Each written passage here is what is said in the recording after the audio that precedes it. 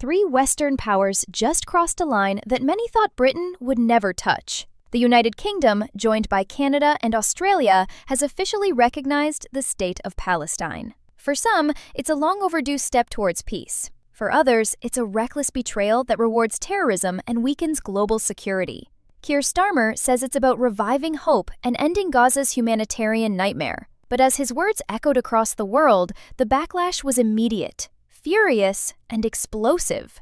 Keir Starmer stepped up to the podium with words that shattered decades of British diplomacy. Today, the United Kingdom formally recognizes the State of Palestine, he declared, framing it as an act of moral duty and political necessity. He painted a grim picture of Gaza: bombardment, starvation, devastation, and accused Israel's government of pushing a man-made humanitarian crisis to utterly intolerable depths. For Starmer, this wasn't just about foreign policy. It was about rewriting Britain's role in a conflict it has tiptoed around for generations. But behind his bold rhetoric, critics are already asking, was this a genuine push for peace, or a gamble designed to cement his place in history? Britain wasn't standing alone. Within hours, Canada's Prime Minister Mark Carney announced that Ottawa too would recognize Palestine, calling it a step towards a peaceful future for both the State of Palestine and the State of Israel. Soon after, Australia followed, aligning itself with this new Western front. Together, the three nations sent a message. Recognition is no longer a fringe idea. It's becoming mainstream policy. For Palestinians, it signaled momentum. For Israel, it looked like a coordinated betrayal. And for Washington, it raised an uncomfortable question. Are its closest allies breaking ranks on one of the most sensitive issues in global politics? The response from Israel was swift, furious, and uncompromising. Prime Minister Benjamin Netanyahu accused Starmer, Carney, and their allies of handing terrorism a victory, warning that a Palestinian state would never be established west of the Jordan River. His finance minister, Bezalel Smotrich, went even further, calling the recognition an anti-Israeli move and demanding full sovereignty over the West Bank, stripping the idea of Palestinian statehood from the agenda forever. At the United Nations, Israel's ambassador Danny Danon dismissed the declarations as empty theater, insisting nothing could change until hostages were freed and Hamas defeated. For Israel's leaders, this wasn't diplomacy. It was betrayal, but outside their government, the reaction told a very different story. On the Palestinian side, the announcements were hailed as a breakthrough decades in the making. President Mahmoud Abbas praised Britain, Canada, and Australia for opening the door to a future where Palestine could live side by side with Israel in peace and security. But while Abbas spoke of diplomacy and coexistence, Hamas delivered a far harsher message. The group demanded that Israel be isolated, sanctioned, and dragged before international courts for alleged war crimes. The contrast was striking. Palestinian leadership split between cautious optimism and uncompromising militancy. For supporters of recognition, it proved the move could empower moderates. For critics, it was evidence that peace remains a distant dream. Far from the political podiums, ordinary Palestinians in the West Bank spoke with raw emotion. In Hebron, Fawzi Nasser called Britain's decision a long-overdue attempt to atone for what he described as sins since the Balfour Declaration. In Ramallah, Salah el-Din welcomed the move as an act of courage, saying Britain was finally adjusting the balance of power after generations of suffering.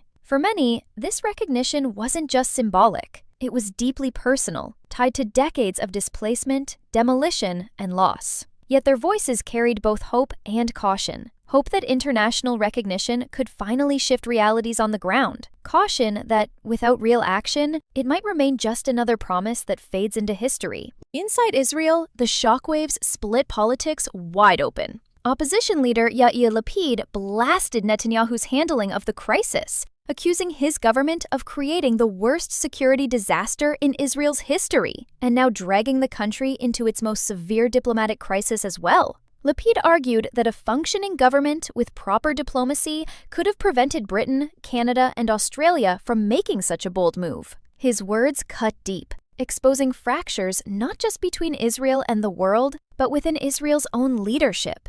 For Netanyahu, the external pressure is mounting. But at home, the internal rebellion may prove just as dangerous.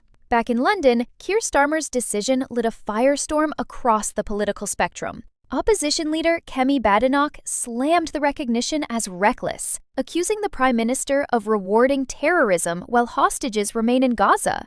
She warned that the move left Britain vulnerable and did nothing to ease the suffering of civilians caught in the war. Within Labour itself, MPs are divided, some praising Starmer for bold moral leadership, others fearing the political cost of alienating allies and inflaming domestic tensions. What was meant to be a defining diplomatic moment is fast becoming a test of Starmer's grip on his own party and his ability to weather a storm at home as fierce as the one abroad. Outside Parliament, campaigners argued that recognition alone was nowhere near enough. Tim Beerley of Global Justice Now called the move long overdue, but slammed it as hollow without concrete action. He urged Britain to use its leverage, impose sweeping economic sanctions, halt arms sales to Israel, and apply the same pressure once reserved for Russia. For activists, the announcement was only the beginning. They see Starmer's words as symbolic, but meaningless unless followed by hard measures that hit Israel's economy and military supply lines.